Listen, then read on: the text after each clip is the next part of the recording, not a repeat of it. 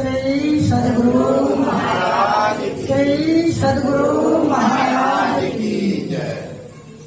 मंगल मूर्ति सद्गुरु नलवै सर्वधाम।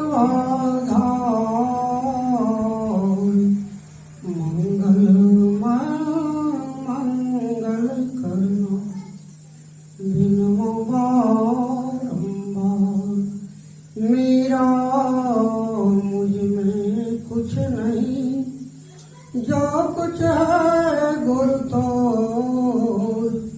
तेरा तुझको सौंपते क्या लागत है गुरु। साक्षात पार ब्रह्म परमेश्वर सदगुरु के चरणों में कोटि कोटि नमन। मानव जीवन का सबसे महत्वपूर्ण कर्म करने हेतु पधारे हैं सत्संग प्रेमी महानुभाव माता एवं बहनों, सबों को शत शत नमन। श्री सद्गुरु महाराज की जय।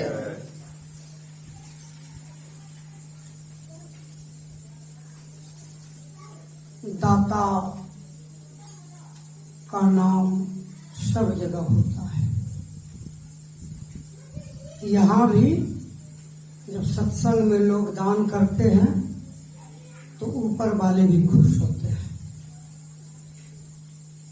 बहुत बहुत जिनका बहुत भाग्य है वह सत्संग में लोग दान करते हैं और अपना भाग्य बना लेते हैं।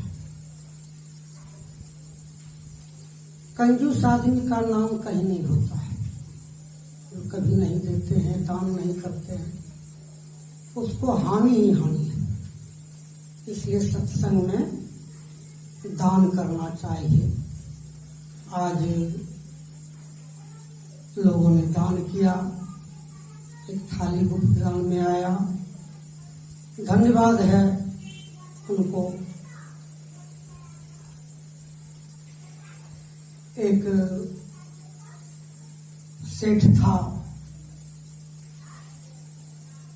वो घर में पूजा करा रहे थे। पत्नी बोली कि नारियल ले आएंगे, खरीद करके चले गए पंसारी के दुकान में। बोला भाई नारियल का कितना दाम है? कहा 10 रुपया। कहा 5 रुपया में मिलेगा? सेठ जी आप तो पैसा वाले हैं, इतना कंजूस काहे मोलाई करते हैं? कहा नहीं 5 रुपया में दोगे तब लेंगे। कहा सेठ जी ऐसा कीजिए, चले जाइए मेरे घर पर और आगे मेरे घर पर एक नारियल का गाछ है, आप जाके तोड़ लीजिए। बोला और इससे अच्छा बात क्या होगा? बोला जाइए, पत्नी भी मना नहीं करेगी, जाइए। चले गए, देखा कि नारियल का गाछ है, पूरा नारियल है। कभी तो गाछ पर चढ़े भी नहीं थे बेचारा, लेकिन फ्री में मिल रहा है, गाछ पर चढ़ गए। गाछ पर चढ़ गए और नारियल तो जल्दी टूटता नहीं है, नारियल टूटता नहीं है। तोड़ने का कोशिश कर रहे, वो पैर गया फिसल, नारियल को पकड़ लिए। अब तो झूलने लग गए नारियल गाछ में, खानी में। अब तो लगा कि ये क्या हो गया, अब गिरेंगे तो चकनाचूर। उधर से बेचारा एक घोड़सवार जा रहा था, देखा कार्य बचाना चाहिए इसको।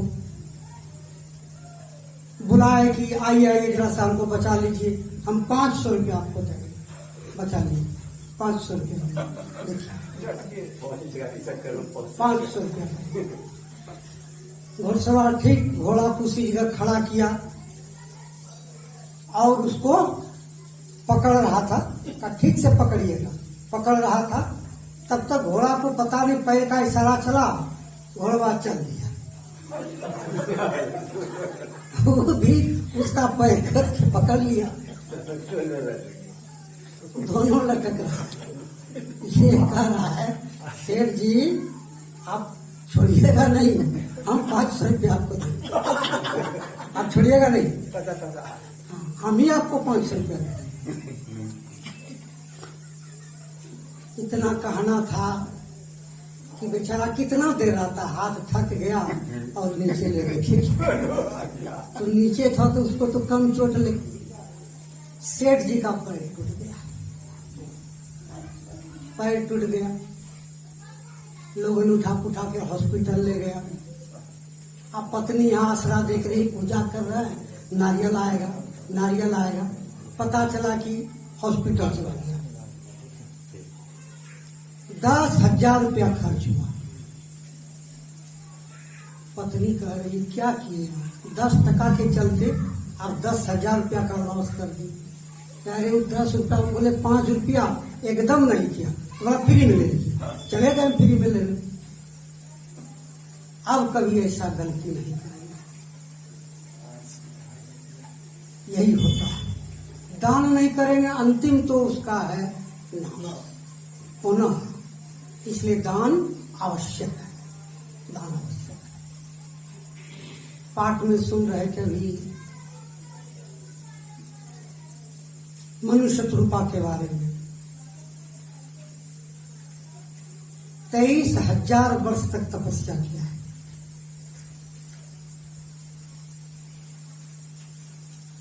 और अंत में जब भगवान आए सामने तो बोला वर मांगो। वर में क्या मांग ली? आपके जैसा ही हमको पुत्र चाहिए। 23,000 वर्ष तपस्या। भगवान सोचने लगे कि मेरे जैसा दूसरा कौन होगा? भगवान के सामने दूसरा कौन? हम ही को तो आना होगा।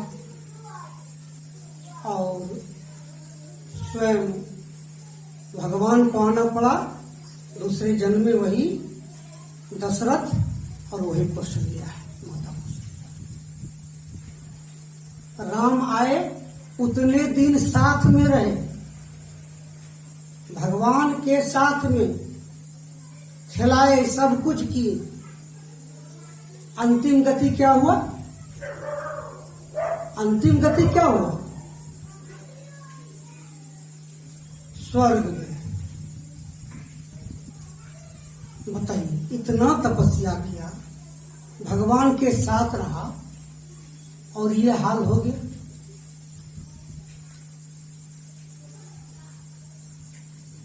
प्रत्येक दिन हम लोग आरती गाते हैं, ध्यान दीजिएगा सर। प्रत्येक दिन आरती तन मंदिर में कीजिए। नहीं, क्या माने हुआ? कहा है गुरु महाराज, ये जो मनुष्य का शरीर है ये मंदिर है, मंदिर। ये तन मंदिर है। वेद में आया देहस्था सर्व विद्याश्च, देहस्था सर्व तीर्थानि, देहस्था सर्व देवता, गुरुवाक्य लभ्य। इसके भीतर, मनुष्य के भीतर सारे तीर्थ है विराजमान, सारे देवी देवता का निवास है, सारे विद्या भीतर में है।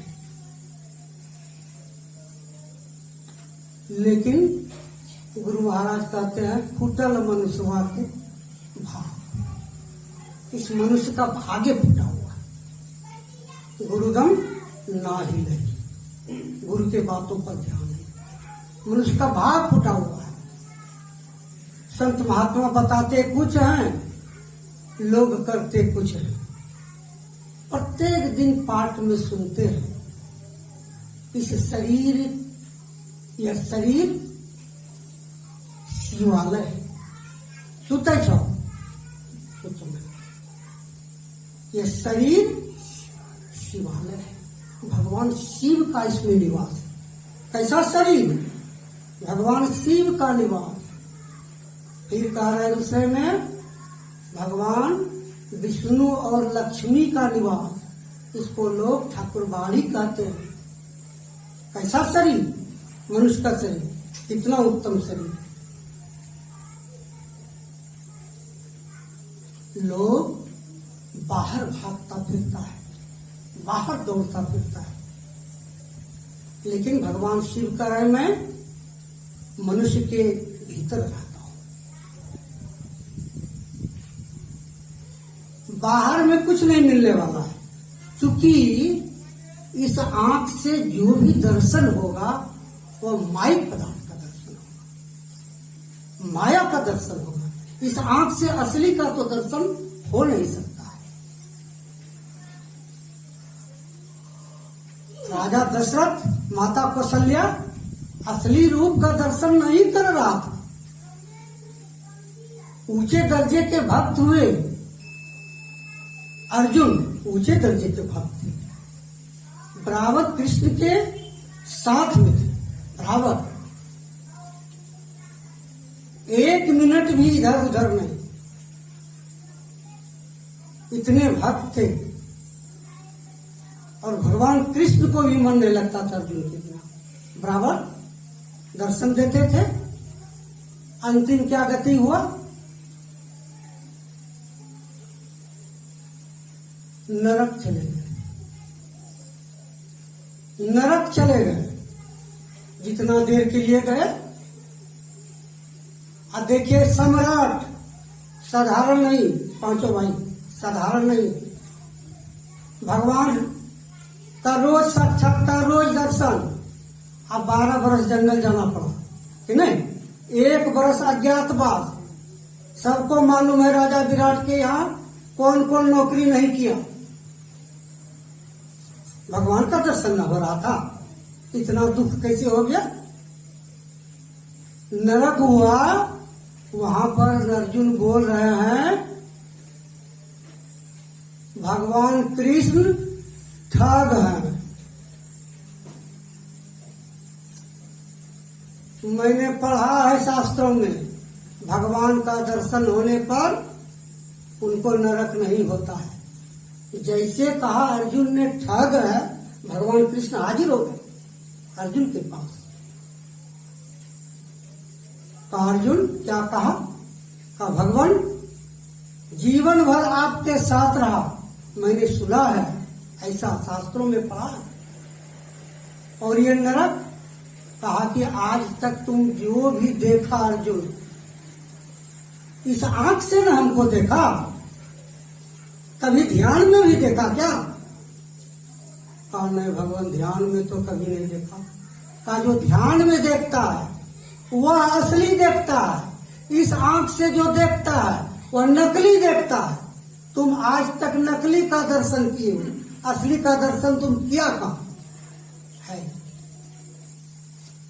गुरु महाराज भी लिखते हैं, को गोचर जहां लगी मन जाई, सो सब माया जानू भाई। इस आंख से जो भी दिखाई पड़ता है, जो भी, वह माया ही, झूठा दिखाई पड़ता है। इस आंख से देखा अर्जुन तुम, भीतर में नहीं देखा, अर्थात कभी तुमने ध्यान नहीं किया। हाँ भगवान, ये तो नहीं किया। तो आज तक जो भी देखा, मेरे माइक रूप को देखा।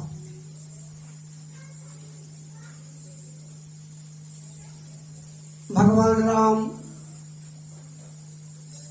चले गए सुग्रीव के पास, सीता का हरण हुआ था, पता चला।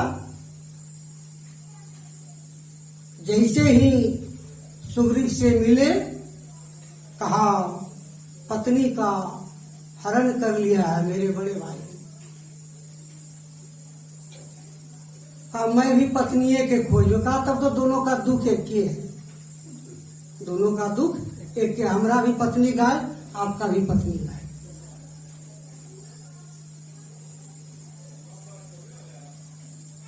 कहा बाली ने ऐसा किया है, कहा कल तक बाली को मार करके मैं तुमको यहाँ का राजा बना दूंगा। कहा जब ये कर देंगे भगवान, तो मैं भी सीता को जहां भी हो खोज दूंगा। बाली को मार करके और लक्ष्मण को कहा जाओ राज तिलक करो। मैं तो नहीं जाऊंगा, इसलिए कि मुझको वनवास हुआ है, मैं नहीं जाऊंगा, वनवास मुझको हुआ है, तुम जाओ। चले गए और जब राजा बना दिया तो विषयी हो गए, विषय में शराब में पूरा डूब गए। महीनों दिन रहे भगवान, कहीं ठार पता नहीं। एक दिन लक्ष्मण को भेजा, जाओ जिस बाण से मैं बाली को मारा हूं अभी मेरे तरकस में वो बाण है,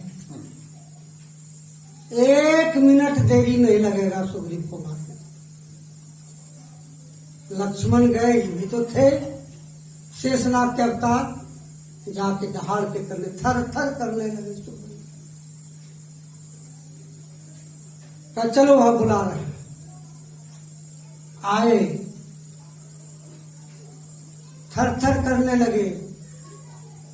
का क्या वादा किया था? का महाराज मैं तो पशु ठहरा,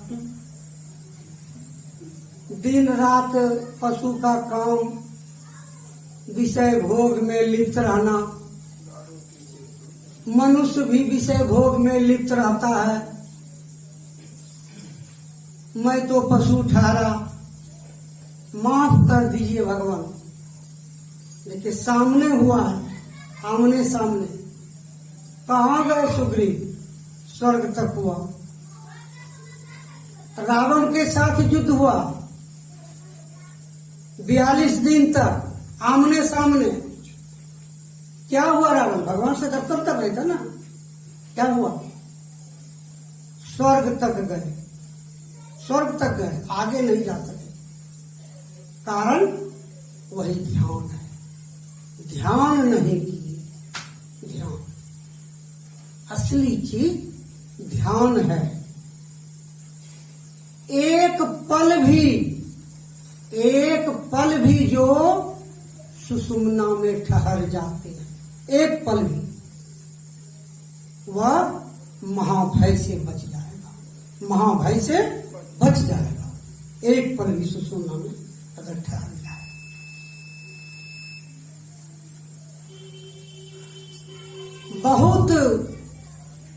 बहुत इसके लिए उपाय करना होगा।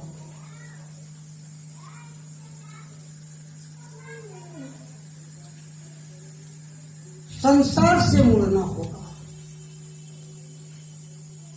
संसार में जब तक लिप्त रहेंगे, विषय में लिप्त रहेंगे। अब विषय विष है, जब तक यह विष इस शरीर से नहीं हटेगा अमृत मिल नहीं सकता है। अमृत कभी भी प्राप्त नहीं होगा। जब तक काम भावना मनुष्य के भीतर रहेगा अमृत प्राप्त हो नहीं सकता है।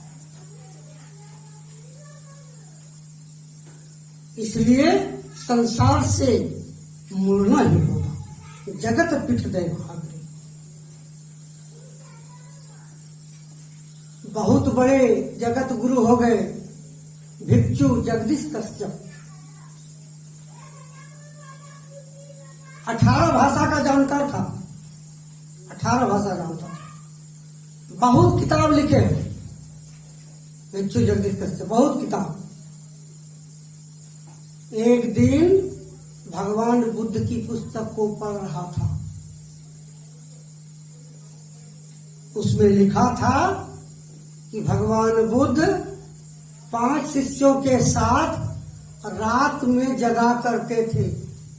बात समझ में नहीं आई कि रात में क्यों जगेगा, समझ में बात नहीं आई। बहुत बड़ा सत्संग अखिल भारतीय हुआ। गुरु महाराज ने उनको आमंत्रित किया था। लाखों की भीड़ थी।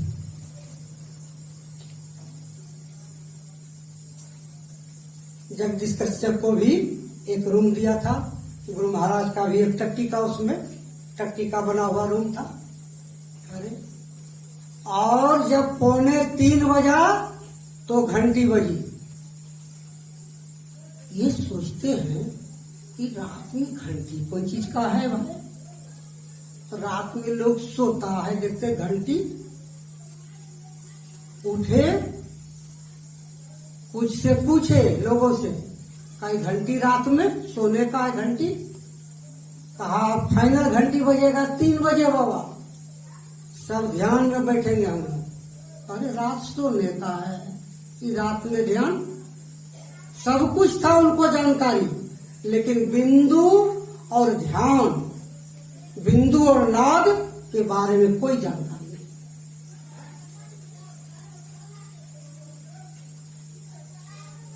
तो अच्छा देखे तो 3 बजे फाइनल घंटी, सब जितने भी थे सत्संगी सब बैठ गए ध्यान में।